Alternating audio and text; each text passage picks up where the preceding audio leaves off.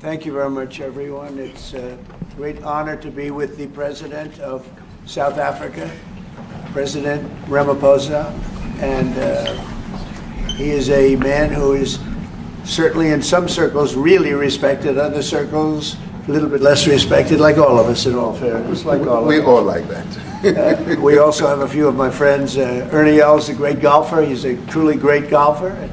Retief Goosen, who's another really, we call him really a great golfer too, Ernie, right? You two guys are fantastic. And we could add Gary to the group, Gary Player. What a group of golfers South Africa's had. Yes, yes. There must be something in the water, right? It's Yes. something good. These two guys are It's unbelievable. It's the water set. Yeah, Gary's Gary. And David Frost, also another one that I Yes. know is such a great one. Indeed. Was he as good a putter as they say, David? He's a putter. He's a putting machine, right? Absolutely. But he's another one. So something very good about South Africa in golf, and golf is still doing great in South Africa. And they have young players, I hear, coming up that are going to be very good. But it's an honor to have you here, and my friend, it's an honor to have you, one of the greatest businessmen in South Africa and long beyond. Thank you for being here. It's very, very great honor. Appreciate it. So we're going to be discussing certain things. As you know, we have the G20 is going to South Africa. When is that going to be? In November. In November. And thereafter, I hand over to you. And Yes, we have it next. you originated the G20, so I'll hand over the baton to you, Right. and then you lead the That's G20 right. We're in the gonna have world. it. We're going to have it the following Yeah. year. Yeah. So we'll be discussing many things, and some of the things you've been reading about in the papers and Yes. the media. And I would say that, look, the president is a truly respected man in many, many circles, and in some circles he's considered a little controversial. But we're going to be discussing some of the things that are taking place in South Africa and see if we can help. And we want to help. And we've had a long relationship with South Africa. I have, because indirectly I have so many friends that live there. I have a lot of friends. I mean, these are famous guys, but I have a lot of friends that live there that are tremendous people. And we'll be discussing that. We'll have a nice conversation, and I really appreciate that you guys came along. It really helps us in our thought process. But it is a great honor to have you, and I appreciate you called. He called. I don't know where he got my number, but I picked up. He said, I want to come over and see you. And that was my honor, and thank you very much for being here. You're most welcome. Thank Most you very welcome. much. Well, thank you very much for welcoming us to this reformed White House. I've been here before, and it looks really fantastic. I must congratulate you. Thank you. But I also thank you for allowing our delegation. This is a very mixed delegation that you've got. We've got people from government, my ministers. I've got someone from the trade union movement who we really collaborate with, and from business as well, and our sporting legends. When I spoke to you, you said, yes, come along and bring Gary Player, bring Ernie Els and Retief Goosen. I've brought the two of them. Gary Player, I spoke to him, and he said, look, I'm getting rather on in my years, but wishes us luck in this discussion with you.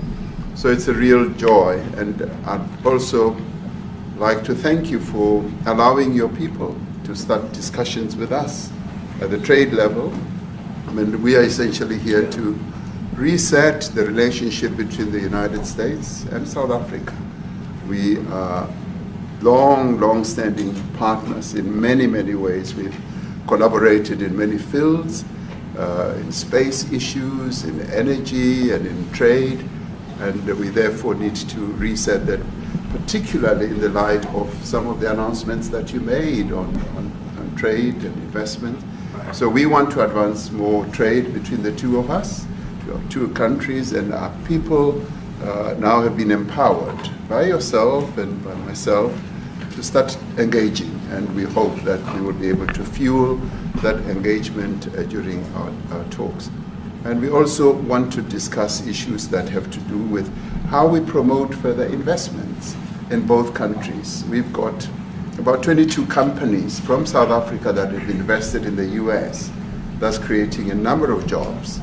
And similarly, you've got almost 600 companies that have invested in South Africa, and some of them have been in South Africa for more than 100 years. That's true. So our links are really long-lasting, and we would like to recalibrate those relations between our two countries and discuss a whole range of issues, geopolitical, the work that you're doing to bring peace around the world, in Ukraine and in the Middle East.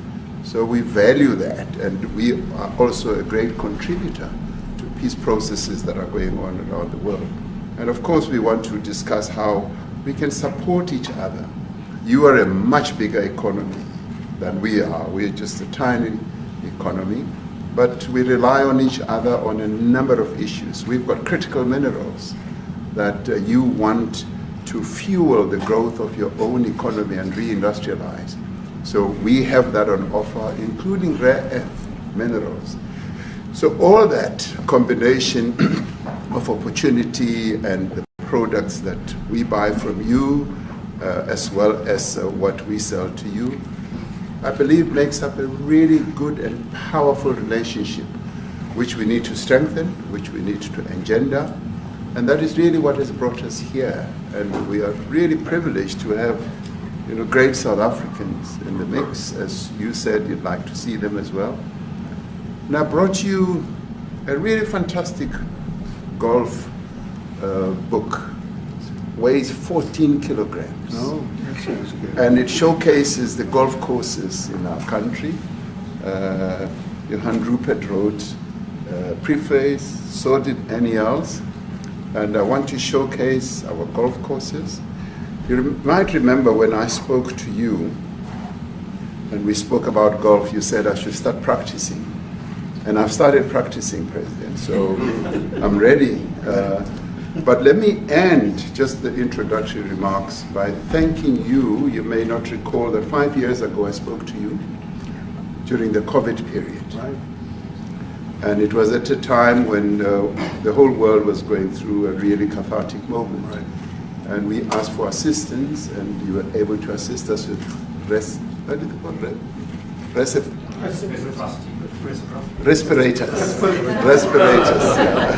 Respirators, and you kept to your word, and you delivered respirators to us.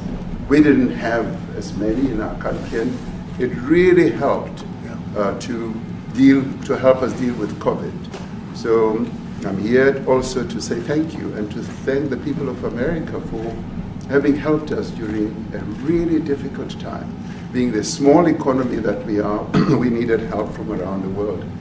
And you were there to provide that. So thank you very much. I remember the call. That. Yeah. We sent 150 respirators. We became the respirator king. We started making them. Nobody had them.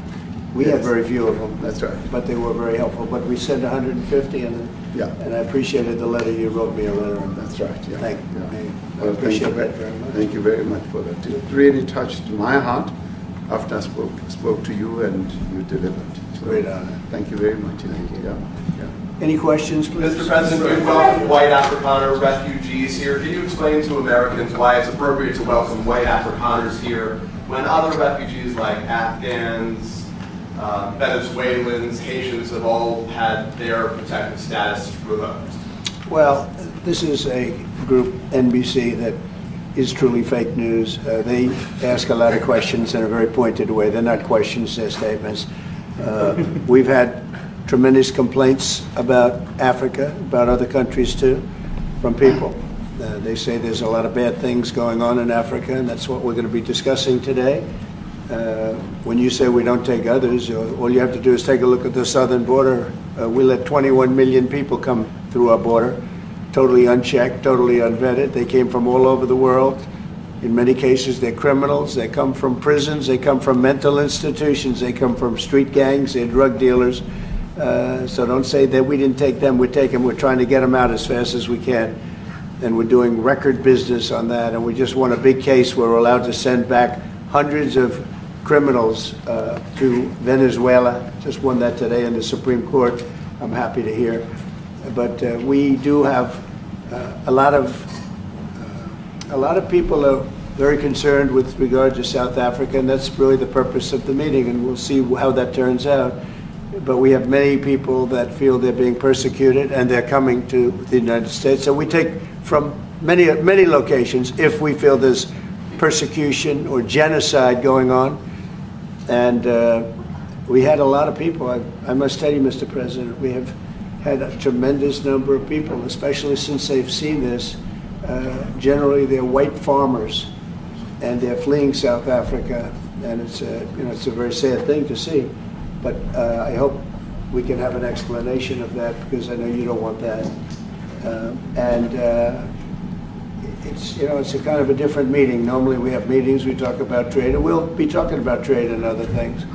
But that certainly will be a subject that comes up. Yeah. Yes, please. Brian? Thank you very much. I'd like to get your thoughts on Letitia James, Director Polte. According to him, Letitia James says that the alleged mortgage fraud was simply a mistake. I want to get your thoughts on that. She put down that her father was her husband in order, and this is very similar to, I guess, the false accounts they have on here. Well, I don't know what it is currently, but Letitia James, who's the Attorney General of New York State, it seemed, I'm not involved in that at all. I know it's being handled by various groups, I guess, but it's major fraud, mortgage documents, and fraudulent everything. I think she said the father was her husband, which she had to have a husband, or so she chose her father, and she put it down, and she had didn't she sign in Virginia, yet she said she lived in Virginia, yet she's the New York State Attorney General, and she did that for tax reasons, so she could take advantage of taxes.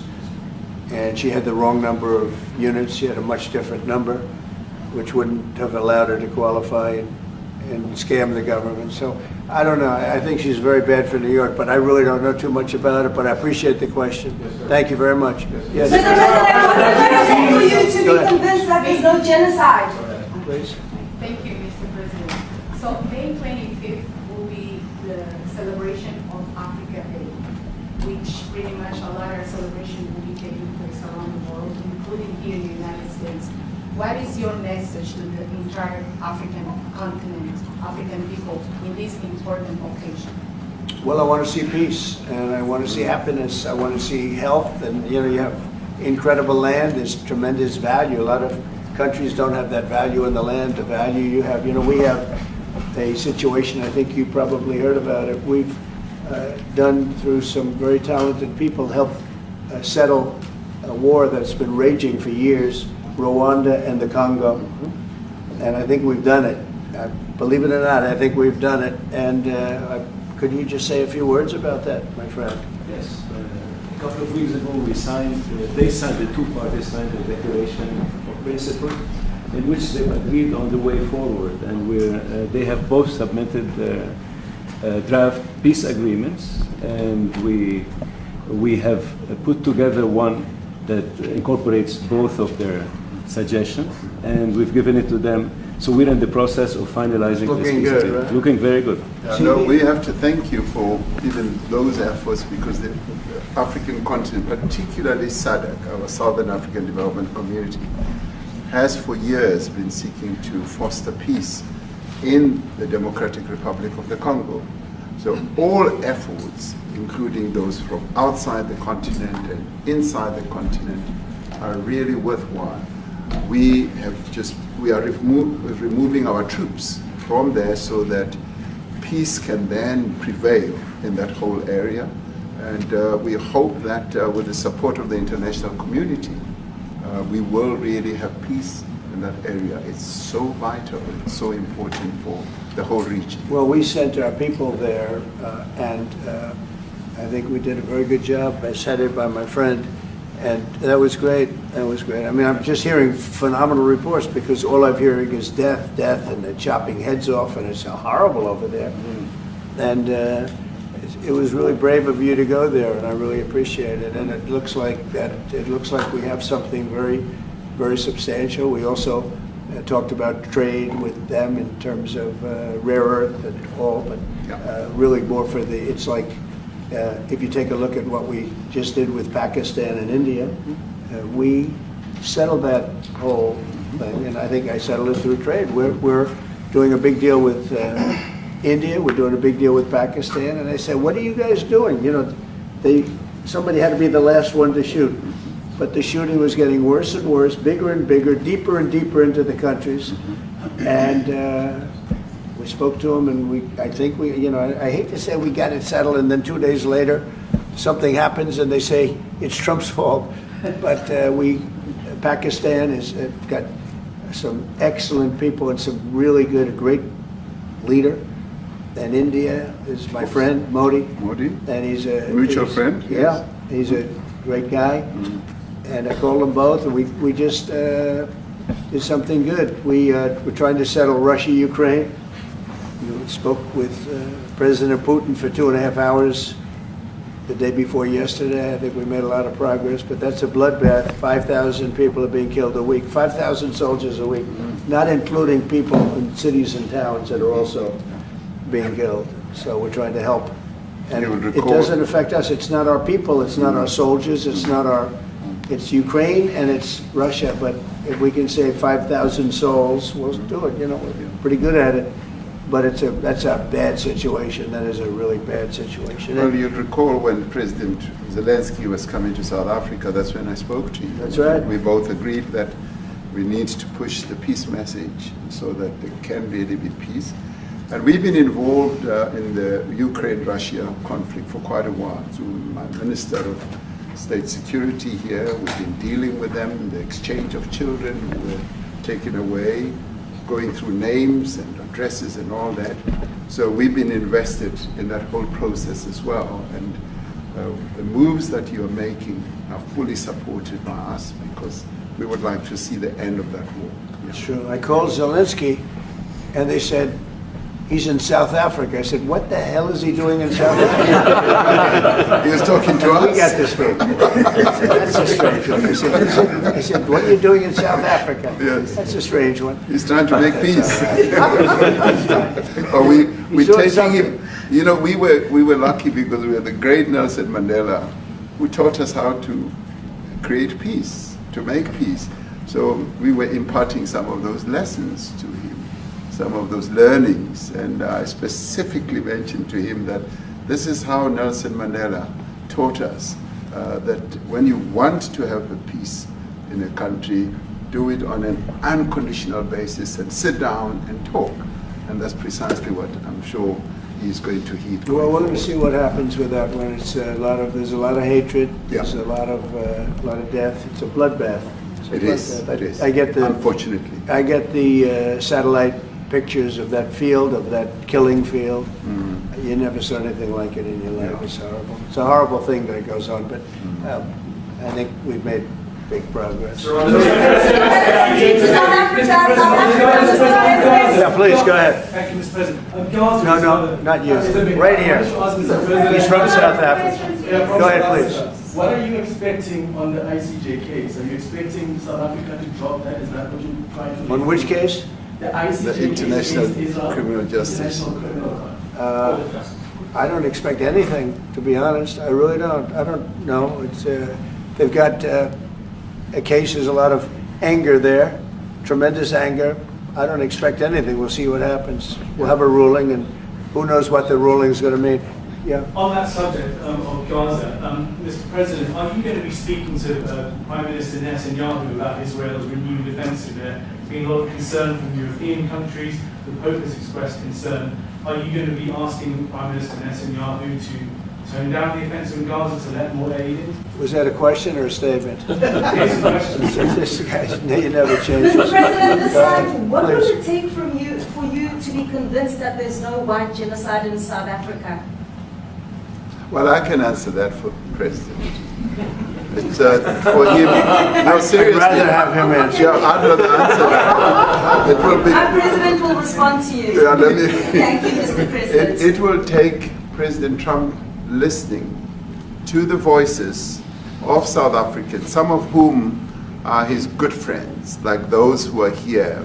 When we have talks between us on the around a quiet table, It will take President Trump to listen to them. I'm not going to be repeating what I've been saying.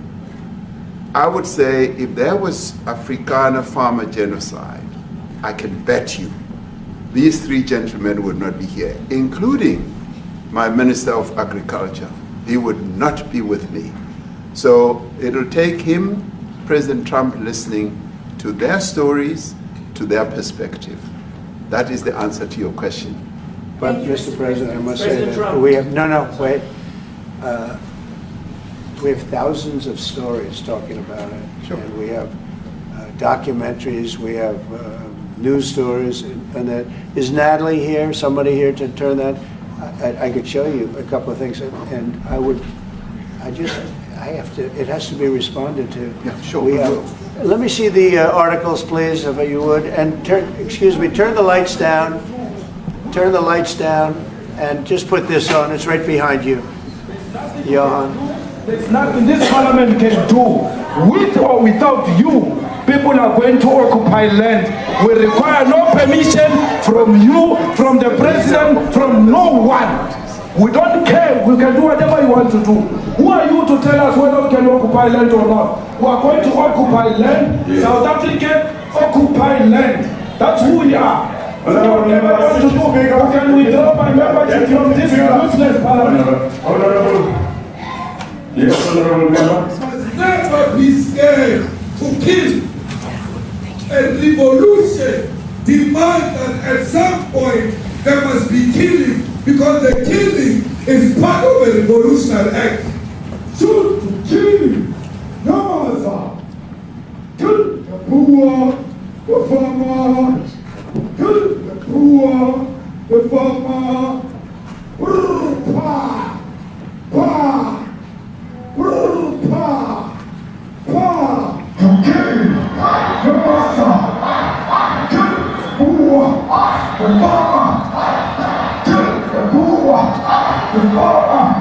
The mayor of DA in PE is a white man. So these people, when you want to hit them hard, go after a white man. They feel a terrible pain because you have touched a white man.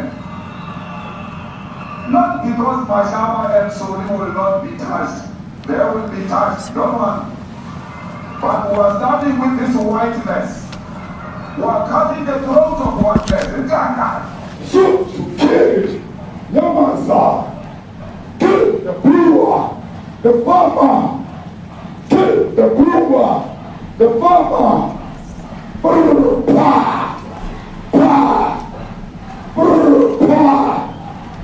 Shoot to kill. Yamasa. Kill the brewer. The farmer. Kill the brewer. The farmer.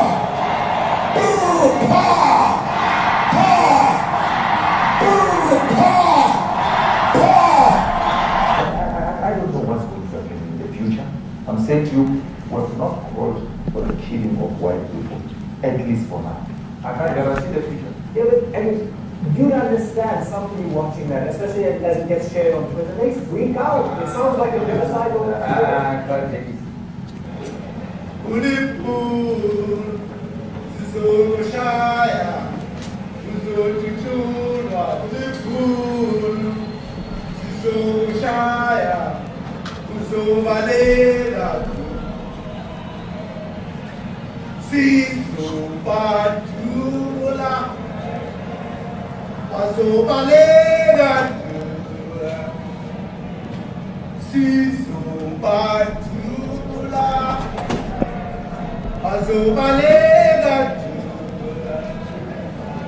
Who will expropriate land without compensation, whether they like it or not. If they object, they can seek refugee in America.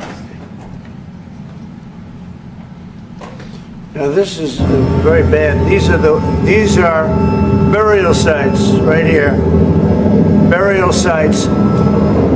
Over 1,000 of white farmers, and those cars are lined up to pay love on a Sunday morning. Each one of those white things you see is a cross. And There's approximately 1,000 of them. They're all white farmers, the family of white farmers. And those cars aren't driving, they're stopped there to pay respects to their family member who was killed. And it's a terrible sight. I've never seen anything like it. Both sides of the road you have crosses.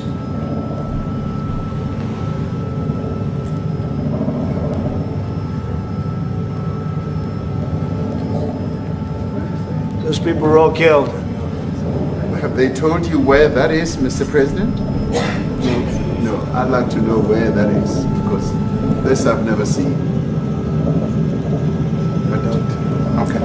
I mean, it's in South Africa, that's where. We need to find out.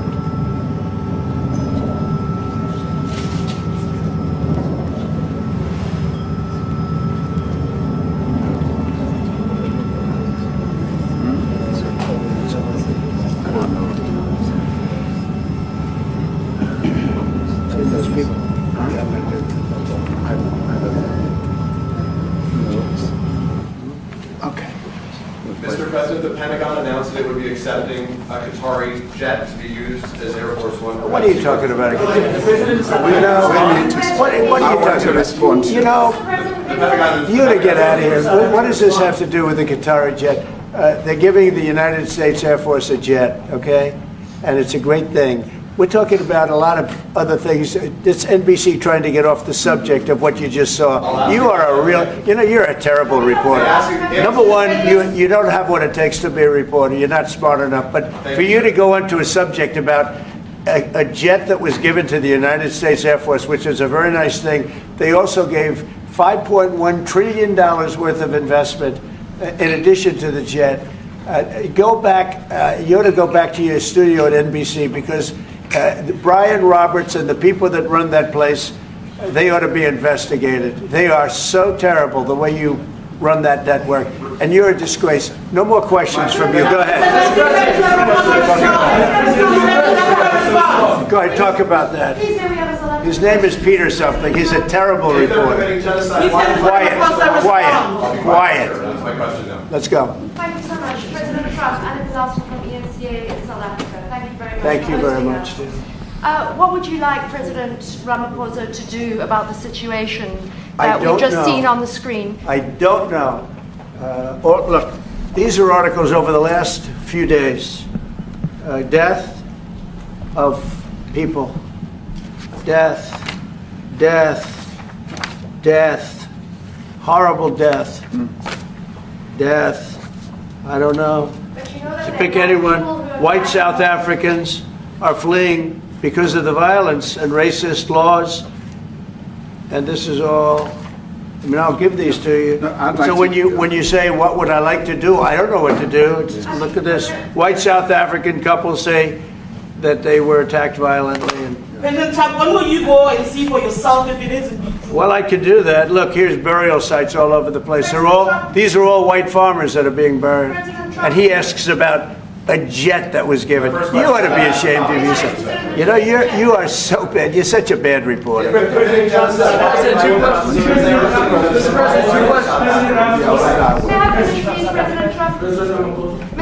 This is one after another. This family was wiped out. I'm just looking. Can we get a report from President Ramaphosa, Your please? reaction to those videos, Mr. President? Yes, I want reaction. Well, I think the videos are so. No. When you look at the videos, I mean, how does it get worse? And these are people that are officials, and they're saying that kill the white farmer and take their land. That's what. And I have other friends in South Africa. I have people that left. One in particular that says you can't go there. He said they want to take your land. They take your land and they kill you. It's okay, and they say it's okay to do. Now we're going to talk about it. We're going to. But this is a tremendous look. This is a story recent. These are all people that recently got killed. Yeah. And I don't know how it can get any worse. These are and you know, the men that you saw, the people that you saw in that movie, those are officials. Those are people that were in office. They had one march, they had a dance in your parliament, whatever you may call it, legislature. Well, let me clarify that. Yeah, let me clarify that, because what you saw, the speeches that were being made, one, that is not government policy. We have a multi-party democracy in South Africa that allows people to express themselves, political parties to adhere to various policies, and in many cases, or in some cases, those policies do not go along with government policy. Our government policy is completely against what he was saying, even in the parliament. And they're a small minority party, which is allowed to exist in terms of our constitution. But you do allow them to take land. No. You do allow them to take land. Nobody can take land. And then when they take the land, they kill the white farmer. And when they kill the white farmer, nothing happens to them. No, there is nothing happens to them. There is criminality in our country. People who do get killed, unfortunately through criminal activity, are not only white people. Majority of them are black people. And we have now been utilized. The farmers are not black. I don't say that's good or bad, but the farmers are not black. And the people that are being killed in large numbers, and you saw all those grave sites, and those are people that loved ones going, I guess on a Sunday morning, they told me, to pay respect to their loved ones that were killed. Their heads chopped off. They died violently. And, you know, I mean, we're here to talk about it, and I didn't know we'd get involved here. But I will say this, that if the news wasn't fake, like NBC, which is fake news, totally, one of the worst, ABC, NBC, CBS, horrible. But if they weren't fake news like this jerk that we have here, if we had real reporters, they'd be covering it. But the fake news in this country doesn't talk about that. They don't want to talk about it, but now they have to talk about it. But they won't. This won't even be a subject. They'll have him talking about why did a country give a free, think of this, why did a country give an airplane to the United States Air Force? Okay, the United States, not to me, to the United States Air Force, so they could help us out, because we need an Air Force One until that's Air Force One, it's being built. 2 of them being built.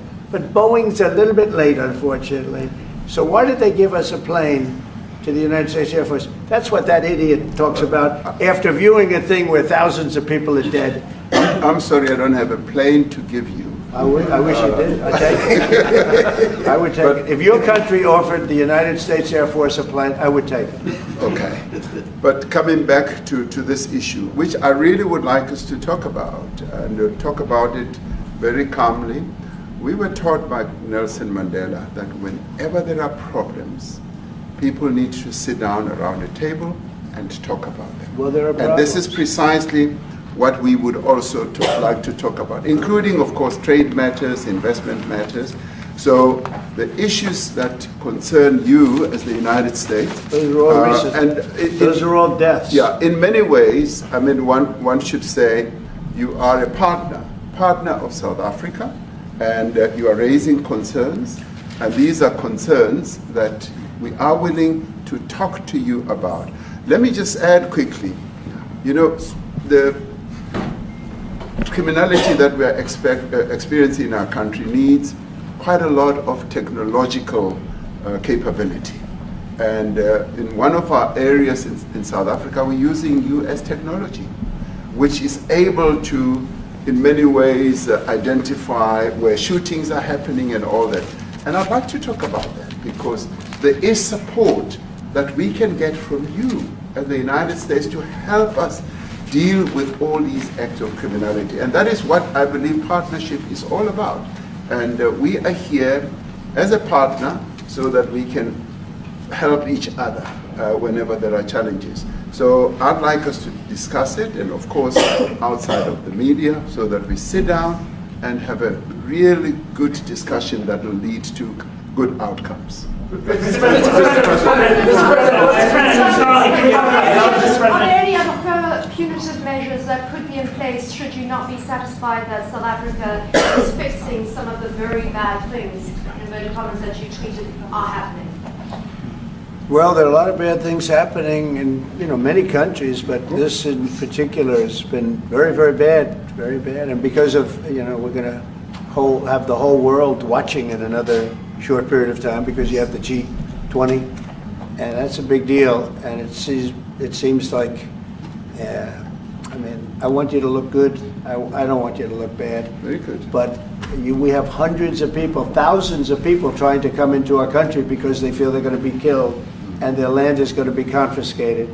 And you do have laws that were passed that gives you the right to confiscate land for no payment. You can take away land for no payment. I want to clarify that because we have a constitution. Our constitution guarantees and protects the sanctity of tenure of land ownership. And that constitution protects all South Africans with regard to land ownership. However, we do say, because we've got to deal with the past, the government, and as your government also has the right to expropriate land for public use. And you're doing that. And we've never really gotten underway with that. And we are going to be doing so. You're taking people's land away we have not. from them.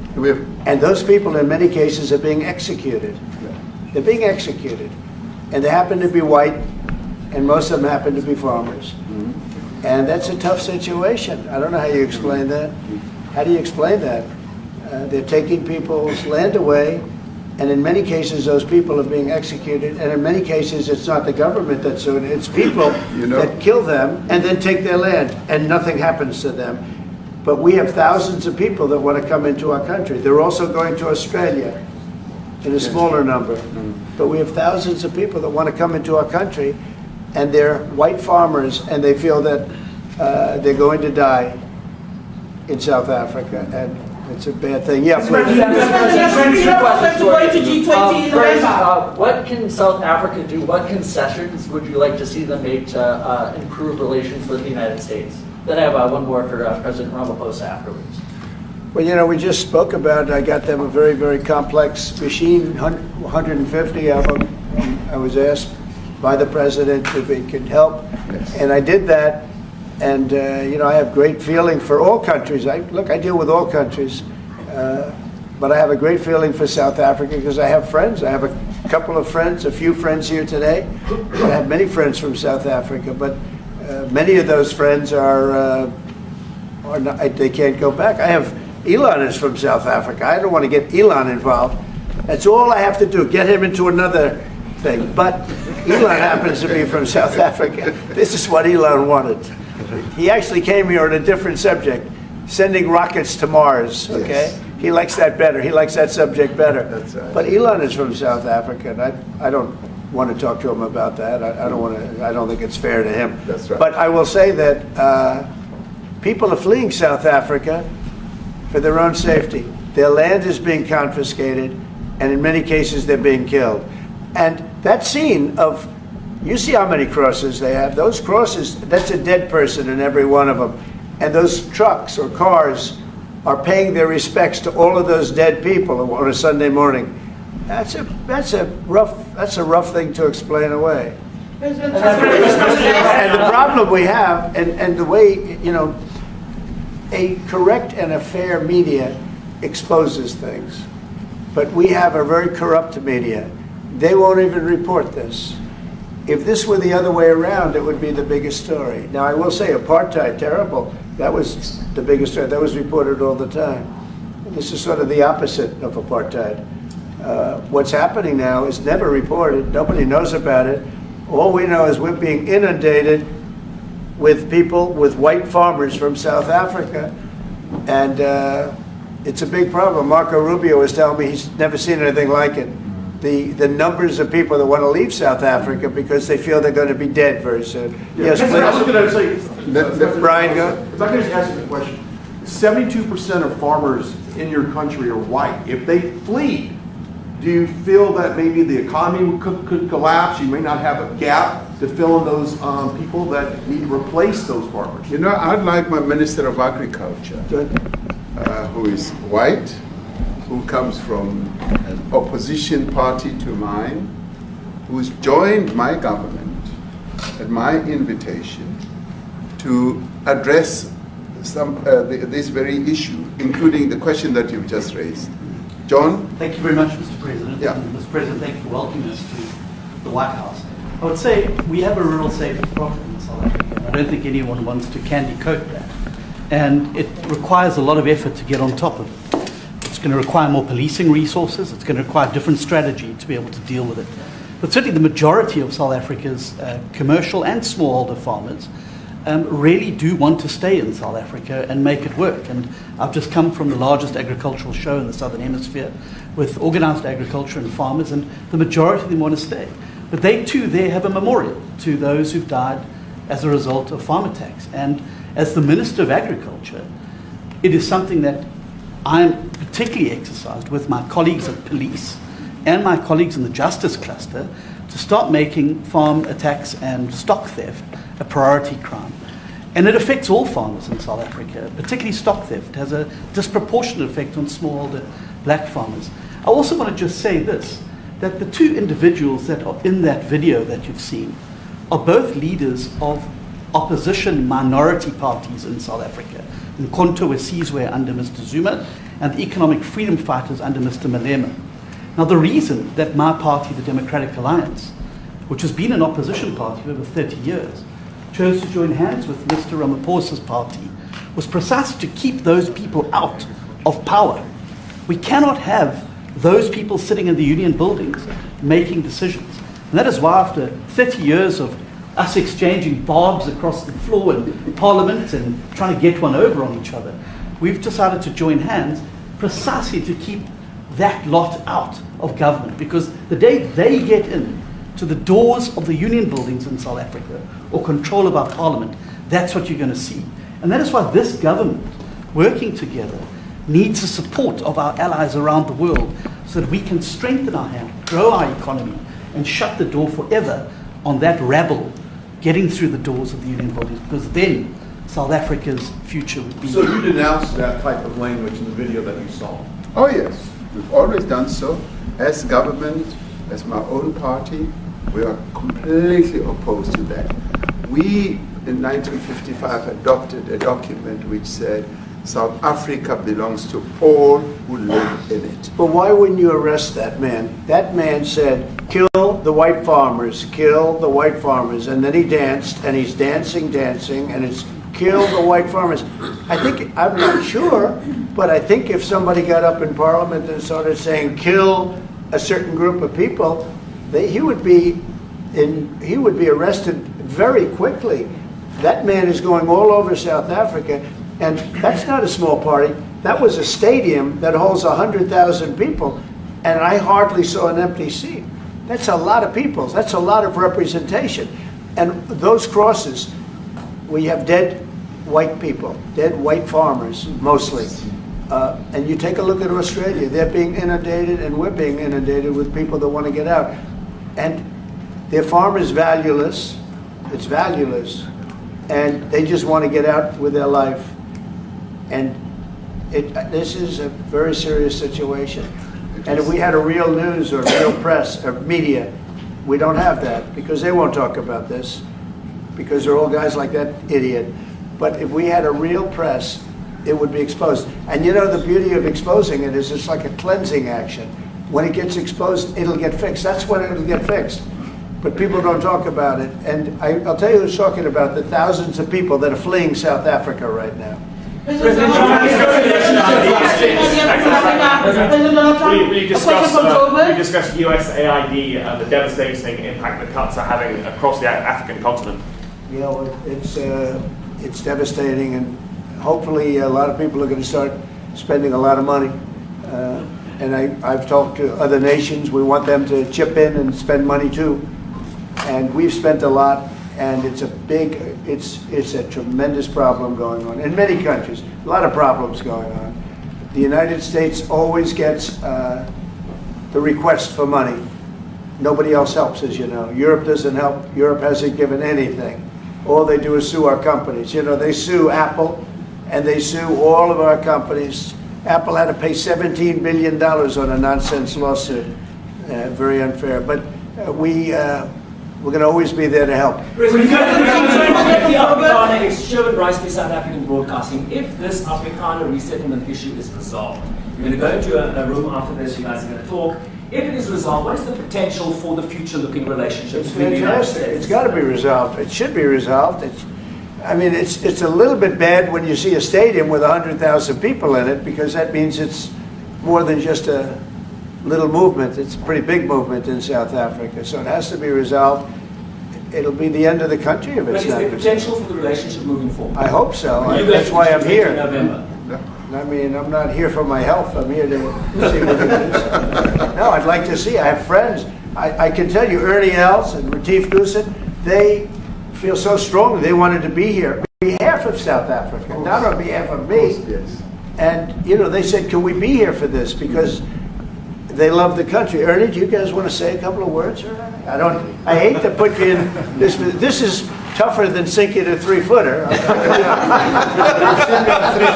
They have, and they've sank many 3-footers. Thank you, Mr. President, and thanks for the honor of being here. We've known each other a long time. We have spoken. You know, we're proud South Africans. I still have my South African passport. You know, we travel with this passport, you know, and I got my visa here. So, you know, but we want to see things get better in our home country. That's the bottom line. It's been 35 years since the transition.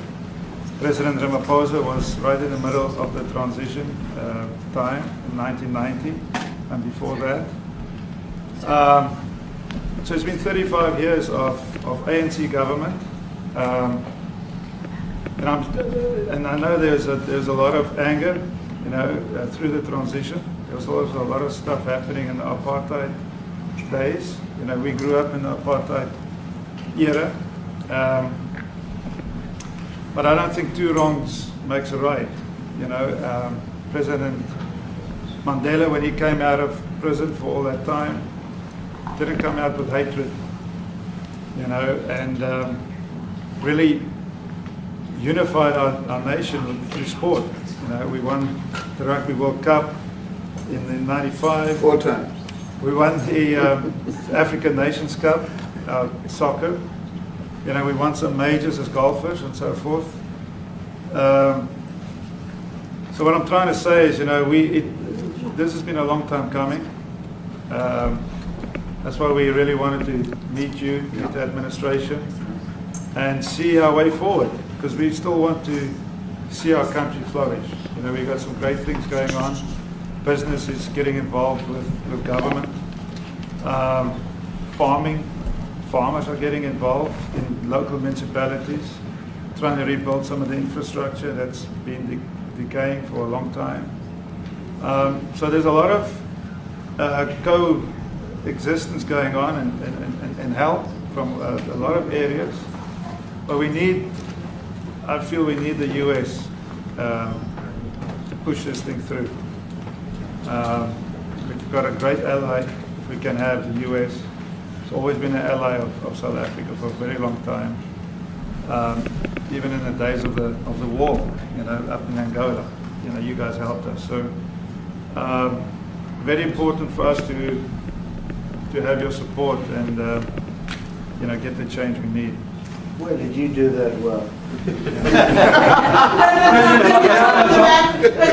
You might have done that even better than he plays golf, which is almost impossible. Johan, please. Sorry, Mr. President, if you had to wind all of those tapes properly, you will see I'm the biggest target of that rabble-rouser.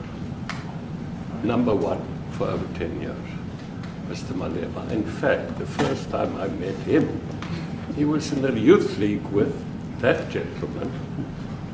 And look how he's changed. Right. We have too many deaths, but it's across the board. It's not only white farmers, it's across the board. And we need technological help. We need Starlink at every little police station. We need drones.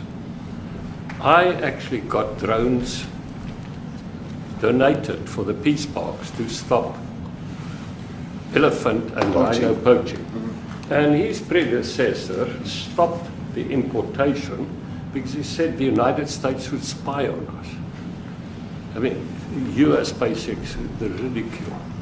So if you can help us. Remember, sir, you and I lived in New York in the 70s. We never thought New York could be what it became. 2 commissioners, a tough mayor. We need your help to stop this awful killing. But it's across the board. Ernie is right now building a house in George. I'm building 3 cottages for my grandchildren on a farm outside Trump-Ramaphosa. I often go to bed without locking the door. And we have a serious problem with illegal aliens who stream across the border. And if you really look at our statistics, a lot of these murders, firstly it's unemployment and illegal aliens. And then I met Vice President Vance many years ago, the Charlie Rose show. My wife loved the book. And she reminded me this morning that you emphasized the devastation that occurs when big companies leave towns and cities, and there's a culture of dependency that develops. And I remember you discussing it. Now that's our problem. If we don't get our economy to grow, the culture of dependency and the lawlessness will increase. I've again been against apartheid all my life, and I'm their #1 target. Please just Google my name and Malema. You'll see it, sir. He marched on the farm. But the crime is bad. The crime is terrible, sir, but Mr. Steenhuisen won't admit to it, but he runs the Western Cape, where I live. And the biggest murder rate is in the Cape Flats. Gangs. We've got gang warfare. Like your M33, whatever these guys. We've got equivalents there. But we need your help, sir. And we need Elon technology. Well, one of the real areas of support is really in investments. We've got to grow our economy, because through growing the economy, we're then able to create more jobs. Because crime really thrives where there is inequality and unemployment. And that is one of the reasons that has brought us here, to improve our investment relations, our trade relations, so that we can preserve the number of jobs that your companies have created in South Africa. By virtue of what we export to you, we are able to create up to 500,000 jobs in the auto industry, in the agricultural industry, and a number of other industries, mining, where we export things to you. And we also know that as South African companies invest here, you are also able to create jobs. So it's a mutually beneficial relationship. So our main real reason for being here is to foster trade and investment, so that we are able to grow our economy with your support, and so that we are also able to address all these societal problems, because criminality thrives when people are unemployed, when they have no other hope to eke out a living. So that is what we need to resolve. And your support, your partnership with us, is what is really going to give us a strong capability to move forward. President Retief, Trump at the back here? excuse me, do you have anything to say? I mean, I don't want to leave you out. You know, the guy won 3 or 4 majors. 3 or 4? No, only 2. That's a lot.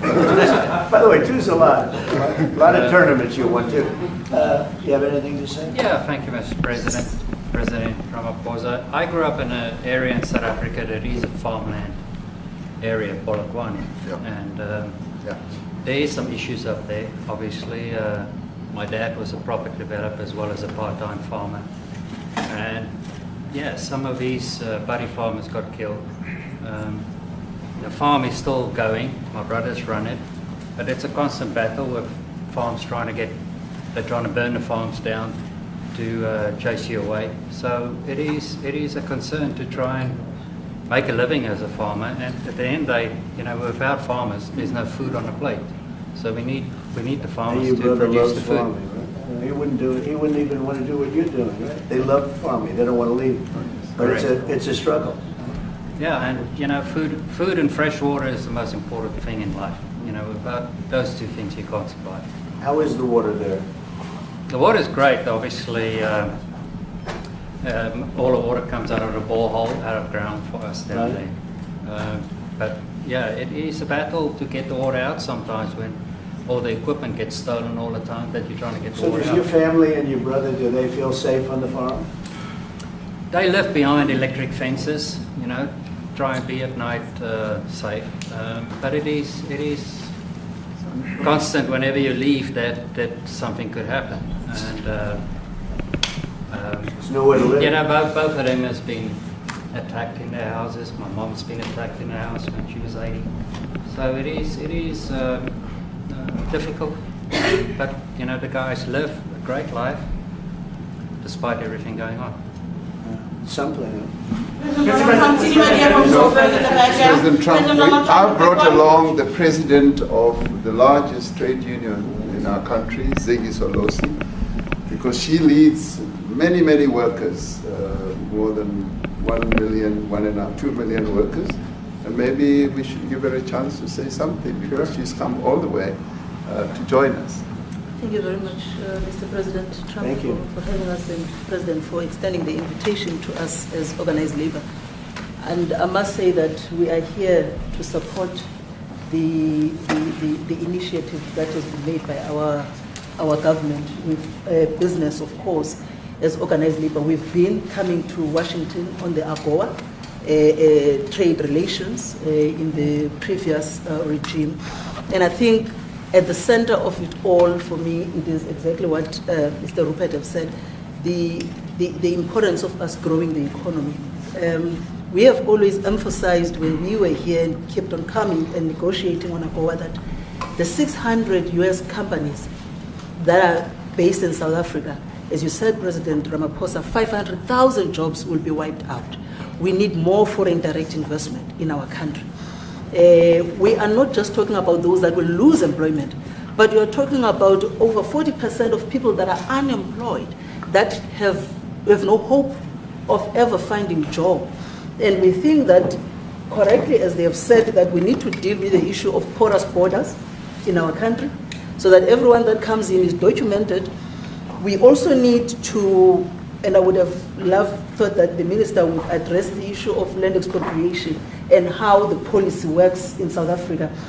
Recently, President, as you were preparing to come here on the news, in, I think it was in Natal, there was a handover of farms. And white farmers were saying, we are donating the land, but also there's a willing buyer, willing seller in South Africa. So there is no expropriation without compensation, but it is a willing buyer, willing seller. And that white farmer was even saying, President, that the government is even paying more in buying the land than what the land is worth of. And I think those are the realities, President, that we must say that we need to address, of course, but also the importance of agriculture linked to AGOA. People rely on it, and I think, as Retief have said, for survival and living. But lastly, for me, President, is also the issue of the crime statistics. There is no doubt about it that we are a violent nation, for a number of reasons, and we're not condoning anything. But also, if you go into the rural areas where black majority are, you would see women, elderly, being raped, being killed, being murdered. And these are black elderly women that would be found throat slits, raped multiple times, and all of that. And the problem in South Africa, it is not necessarily about race, but it is about crime. And we think that we are here to say, how do we, both nations, work together to reset, to really talk about investment, but also help us in how we can have the technology and everything that is needed, President, to really address the levels of crime that we have in our country. Thank you very much. Thank you very much. President Trump.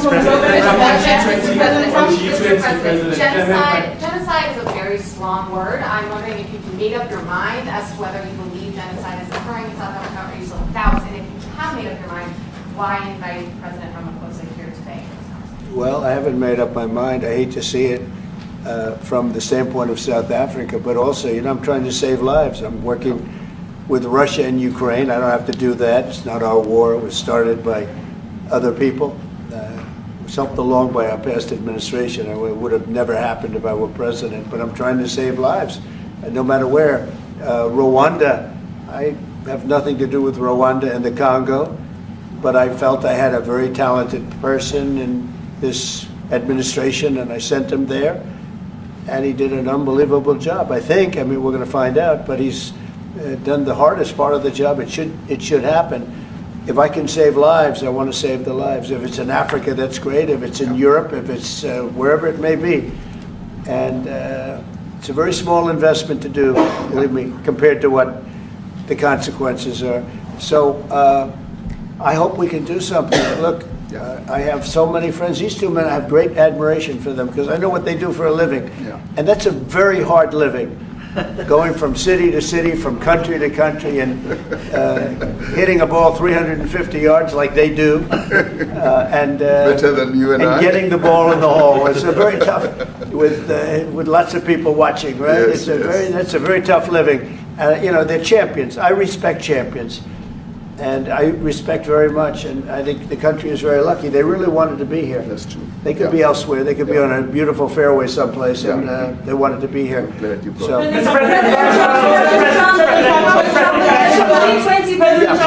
My name is Yanda Mwobo from Newsroom Africa in South Africa. Good. How important is it for the United States to be at our G20 summit in November, given the relationship between our two countries? You just heard what has been said to you just now. Are you coming, and are you preparing to come? So without the United States, the G20, just like the G7, used to be the G8, but brilliantly they threw Russia out.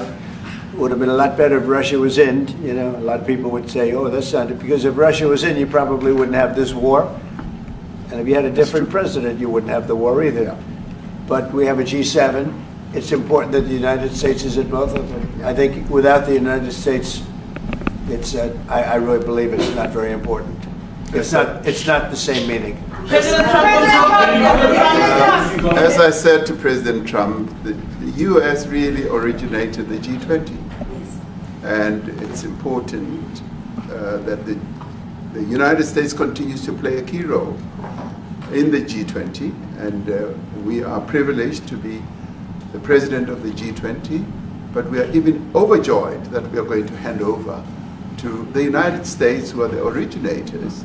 And for that reason, I expect the United States to continue playing the leadership role in the G20 together with other countries.